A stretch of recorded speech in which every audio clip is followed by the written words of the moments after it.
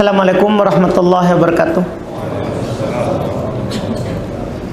Innal hamdalillah nahmaduhu wa nasta'inuhu wa nastaghfiruh wa na'udzu billahi min shururi anfusina wa min sayyiati a'malina. May yahdihillahu fala mudilla lahu wa may yudlil fala hadiyalah. Asyhadu an la ilaha illallah wahdahu la syarika lah wa asyhadu anna Muhammadan abduhu wa rasuluh sallallahu alaihi wa alihi wa ashabihi wa man tabi'ahum bi ihsan ila yaumiddin, amma ba'd. Kaum muslimin jamaah salat maghrib rahimani wa rahimakumullah. Alhamdulillah, di malam hari ini kembali lagi kita ta'lim, kembali lagi kita duduk bersama, bermajelis, saling mudzakarah, saling mengingat, mempelajari warisan yang diwariskan oleh Nabi kita Muhammad sallallahu alaihi wa ala alihi wasallam. Kita di pertemuan kali ini melanjutkan kajian kitab Umdatul Fiqhi, pokok-pokok pembahasan fikih, yang ditulis oleh Muwaffaquddin Ibnu Qudamah rahimahullahu taala. Beliau salah satu rujukan dari ulama Hambaliyah, ulama Hanabilah, pengikut Imam Ahmad rahimahumullahu ta'ala.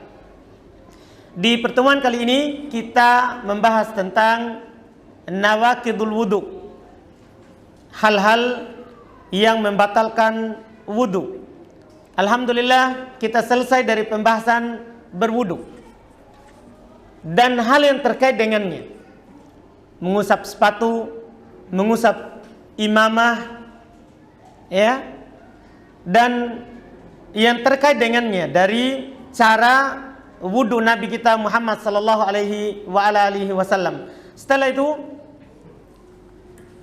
beliau masuk dalam pembahasan pembatal dari wudu yang kita lakukan sebelumnya. Ini sebelum beliau sebutkan masalah mandi junub dan tayamum, beliau membahas pembatal wudu. Kata beliau rahimahullah, dan ini pembahasan penting sekali ya, karena pembahasan ini yang menjadikan kita lebih di atas ilmu. Kita sudah tahu cara berwudu, kita wudu dengan sempurna, tapi belum tentu itu membuat sholat kita sah.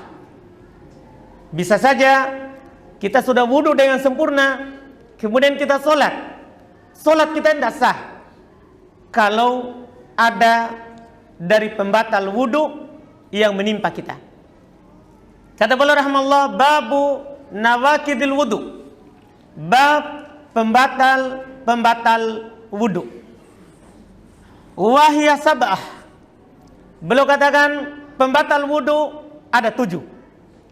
Ini secara umum dulu ya, nanti kita akan bicara apakah benar ini membatalkan atau hanya membatalkan di madhab Hambaliyah saja, sementara Syafi'iyah misalnya tidak. Kita akan berbicara tentangnya ketika bahas poinnya. Jadi beliau bilang secara umum yang dibicarakan oleh para ulama Islam ada 7 sebagai pembatal wudu. Pertama, al-kharij minas sabilain ala kulli hal. Yang pertama, yang keluar dari salah satu dari 2 jalur di setiap keadaan. Yang keluar dari salah satu 2 jalur, maksudnya kubul ataupun dubur, jalur depan ataupun jalur belakang. Iya, di setiap keadaan, artinya mau yang biasa keluar ataupun yang tidak biasa keluar tapi kadang keluar. Ini 2 sisi pembahasan. Yang biasa keluar misalnya air kecil, kencing, atau air besar, bagi laki-laki dan perempuan. Bagi perempuan darah haid, darah nifas, itu namanya yang biasa keluar. Yang kedua yang tidak biasa keluar tapi kadang keluar, seperti yang disebutkan oleh para ulama madhab, kadut, seperti cacing keluar, mohon maaf, ya. Demikian pula al-hasa, kerikil. Demikian pula yang disebutkan oleh para ulama bagi perempuan damul istihadah, darah istihadah, bukan darah haid, darah karena adanya urat yang pecah di dalam rahim atau di luar rahim seorang wanita sehingga keluar apa? Darah. Ini tidak biasa keluar. Namanya darah istihadah. Demikian pula biasa didapatkan oleh seorang lelaki namanya penyakit salsal baul, yaitu sudah rusak keran airnya. Kita pahami ini? Ini kan tidak biasa. Dia terkencing-kencing. Pokoknya ada sedikit di tabungan langsung keluar. Ini tidak biasa namanya, tidak biasa. Demikian pula disebutkan oleh para ulama seorang wanita yang baru melahirkan. Biasanya dia kentut, tapi kentutnya tidak biasa, keluar lewat depan. Tidak keluar lewat belakang. Ini biasa setelah perempuan itu melahirkan. Ini tidak biasa namanya, tidak biasa. Semua ini membatalkan wudu. Semua ini adalah membatalkan wudu. Dan secara umum itu yang disepakati oleh para ulama. Yang keluar ini dari salah satu dua jalur tadi. Berdasarkan banyak dalil, di antaranya misalnya dalam Al-Quran, Allah Subhanahu wa Ta'ala berfirman terkait dengan ayat wudu, surah Al-Ma'idah ayat 6, ketika menjelaskan bagaimana cara berwudu dan apa yang wajib kita cuci atau kita usap. Di antara yang disebutkan ketika menyebutkan pembatal wudu, au jaa ahadum minkum minal ghaid, atau kalian baru saja kembali dari ghaid, buang air. Dari buang air, apakah air besar ataupun air kecil. Demikian pula hadis Nabi yang diriwayatkan oleh Al-Imam Al-Bukhari rahimahullah di bab tentang wudu dalam sahih beliau, bahwa Nabi SAW bersabda, la tuqbalu solatun, ya, la tuqbalu solatu man ahdatha, tidak akan diterima solat orang yang berhadas. Hadas itu buang air kecil atau air besar. Hatta yatawaddo, sampai dia berwudu. Waktu Nabi SAW mengucapkan hadis ini, ada seorang lelaki dari Hadramaut, ya, salah satu daerah di Yaman. Dia bertanya kepada Nabi SAW, atau bertanya kepada Abu Hurairah radhiyallahu taala anhu. Dia bertanya, mal hadas Abu Hurairah, apa itu hadas? Apa itu hadas? Yang disebutkan di hadis tadi, yang mana Allah Subhanahu wa Ta'ala tidak akan menerima sholat apabila kita berhadas. Seorang lelaki dari Hadramaut bertanya, apa itu hadas? Kata Abu Hurairah, fusaun auduratun. Mohon maaf, kentut. Kentut tapi fusa yang tidak berbunyi. Auduratun, kentut juga tapi yang berbunyi. Jadi semua kentut, bagaimanapun keadaannya, bunyi tidak, bau harum, basuh, bau tidak harum, semuanya apa? Membatalkan wudu. Itu disepakati oleh para ulama rahimahumullahu ta'ala. Ini yang pertama. Yang kedua, wal kharijun najisu min ghairihima. Demikian pula, termasuk yang membatalkan wudu adalah sesuatu yang keluar dari selain keduanya tadi, selain jalur dua tadi, tapi yang keluar itu adalah najis. Yang keluar itu adalah apa? Najis. Dicontohkan oleh para ulama rahimahumullah. Misal, ada orang sakit, kencingnya tidak dikasih lewat situ, tapi dilewat jalur lain. Iya, lewat jalur lain misalnya. Karena dia tidak bisa buang air lewat jalur itu, dikasih keluar lewat jalur lain. Apakah batal wudunya? Batal. Kenapa? Karena kencing najis. Demikian pula air besar misalnya, iya, tidak lewat jalur biasa, lewatnya di mulut, naudzubillah, kotor tapi kita sampaikan. Iya, lewat jalurnya di sini, muntah tapi yang dimuntahi bukan makanan. Makanan juga tapi yang sudah lama tersimpan di dalam. Iya, keluar. Ini kan najis, maka itu juga membatalkan wudu. Yang najis. Yang najis. Demikian pula ini yang disebutkan oleh para ulama yang berpendapat darah manusia adalah najis, sama juga. Tapi nanti kita akan berbicara tentang darah, atau sudah lewat ya. Alhamdulillah sudah lewat juga. Penulis singgung bahwa darah manusia itu diperselisihkan oleh para ulama, apakah najis atau tidak. Yang mana yang dipegang oleh para ulama mayoritas darah manusia tidak najis.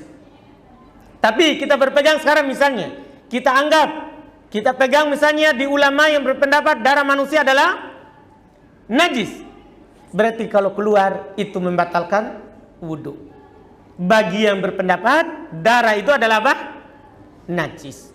Tapi saya sudah tegaskan di pertemuan kita yang dulu bahwa darah manusia itu tidak najis.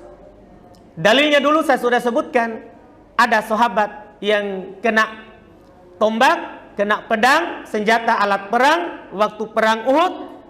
Nabi SAW bawa ke masjid, darahnya mengalir. Seandainya darah manusia najis, Nabi SAW tidak akan membawa ke mana?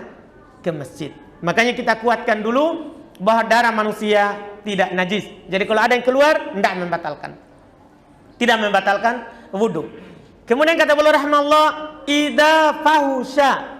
Kalau yang keluar itu adalah membuat jijik dan banyak, karena yang sedikit itu dimaafkan. Yang sedikit itu dimaafkan. Ini yang kedua, termasuk yang membatalkan wudu. Kemudian yang ketiga, wazawalul akli. Demikian pula di antara hal yang membatalkan wudu adalah hilangnya akal. Illan naum al-yasir jalisan au qa'iman, kecuali tidur yang sedikit dalam keadaan duduk ataupun berdiri. Artinya sekarang pembahasan kita yang belum ingin isyaratkan bahwa orang yang hilang akal itu membatalkan wudu. Dan perlu kita ketahui, yang hilang akal ada beberapa pengaruh. Pertama, bil junun, karena gila. Yang kedua, karena mabuk. Yang ketiga, karena pingsan. Tiga ini disepakati oleh para ulama batal wudu. Tidak ada perselisihan. Saya ulangi, hilang akal itu ada sebabnya. Hilang akal, pertama karena gila. Kedua karena apa tadi? Mabuk. Bukan mabuk kendaraan, mabuk minum khamar. Iya. Yang ketiga karena apa? Pingsan. Tiga ini disepakati oleh para ulama membatalkan wudu. Membatalkan wudu. Yang keempat karena tidur. Ini yang keempat. Karena tidur. Tidur para ulama berselisih pendapat. Apakah membatalkan wudu atau tidak? Penulis mengisyaratkan tidur tidak membatalkan wudu kalau tidur ringan. Maksudnya tidur ringan itu bagaimana? Tidur dalam keadaan duduk ataupun dalam keadaan berdiri. Ada orang lagi sholat, tertidur, berdiri, tidak batal wudunya. Sadar langsung lanjut. Demikian pula lagi duduk tasyahud awal, orang sudah naik, dia masih duduk tasyahud. Ya, dia mau lanjut langsung, tidak batal. Ini namanya tidur ringan. Pada hakikatnya, masya Allah, para ulama kita, ulama madhab maksudnya, mereka membahas apakah tidur ini membatalkan wudu atau tidak. Mereka terbagi dua pendapat. Ada dari ulama rahimahumullah yang berpendapat bahwa tidur mutlak membatalkan wudu. Mutlak.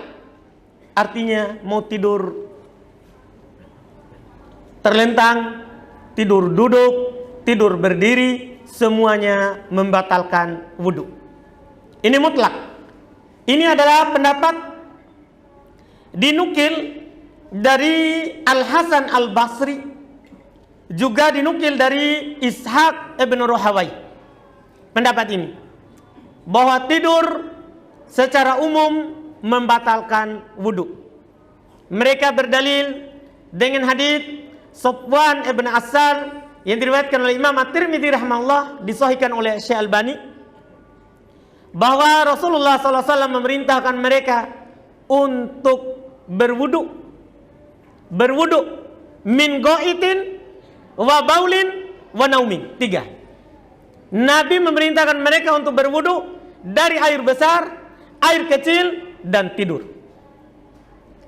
3. Nabi memerintahkan mereka untuk berwudu min go'itin wa baulin wa naimin.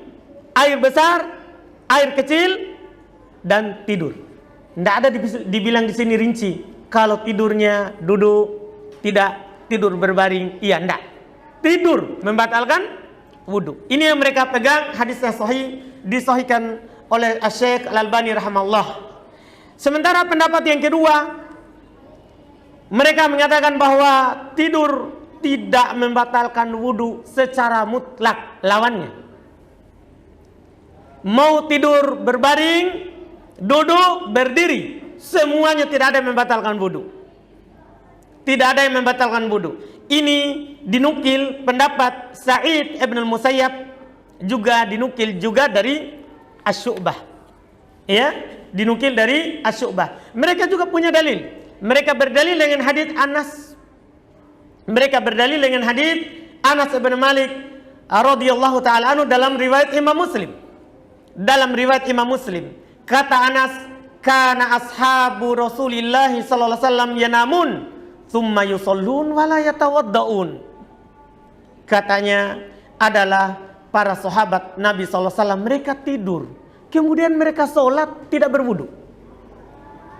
Mereka tidur, kemudian mereka sholat tidak berwudu.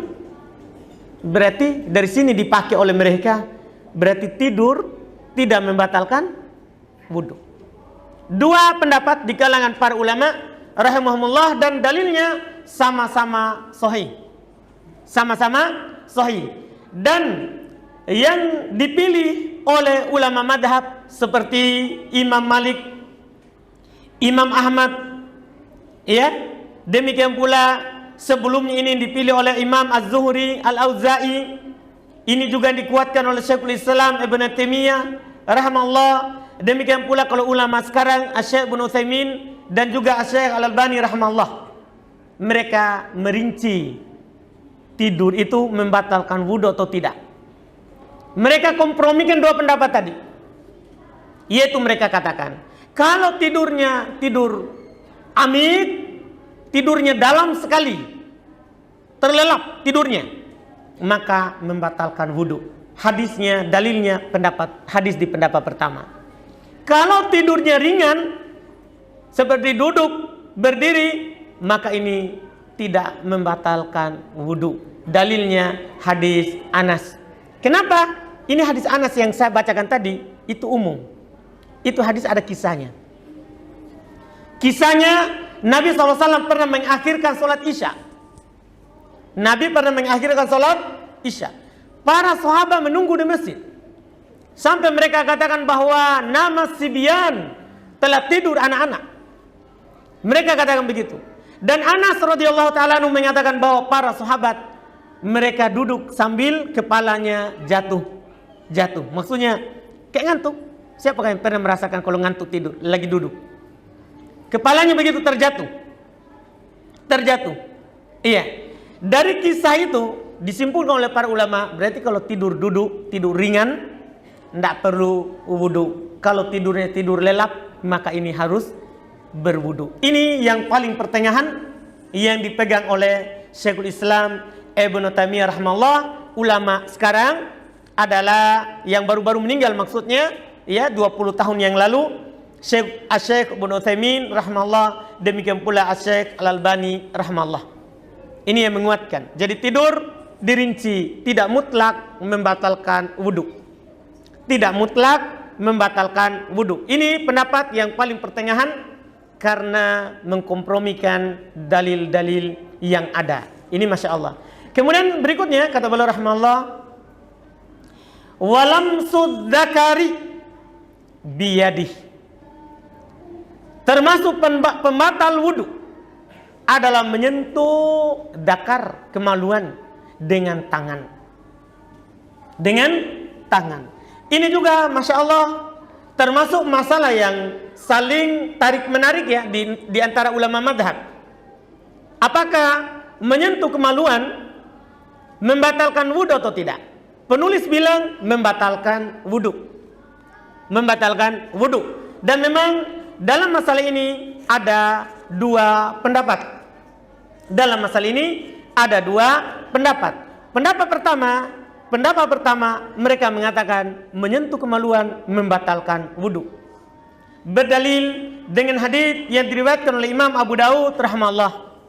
Demikian pula Imam An-Nasa'i, Ibnu Majah dan disahihkan oleh Syekh Albani, katanya Nabi sallallahu alaihi wasallam bersabda, "Man massa dzakarahu falyatawaddo." Siapa menyentuh kemaluannya, maka hendaklah dia berwudu.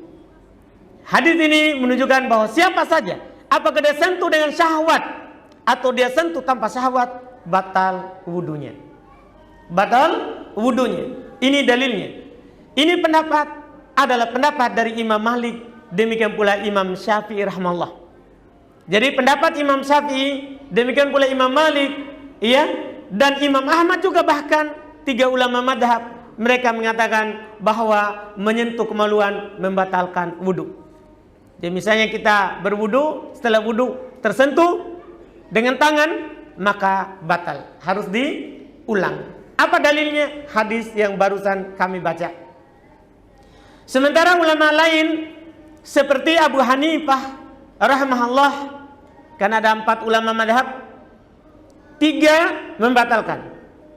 Abu Hanifah mengatakan tidak membatalkan wudu. Menyentuh kemaluan tidak membatalkan wudu. Beliau juga punya dalil. Beliau berdalil dengan hadis riwayat Imam Ahmad dan Ashabus Sunan, maksudnya Abu Daud, An-Nasa'i, At-Tirmidzi dan Ibnu Majah. 5 orang dengan Imam Ahmad. Dan disahihkan oleh Syekh Albani rahimallahu taala dalam Sunan Abu Daud.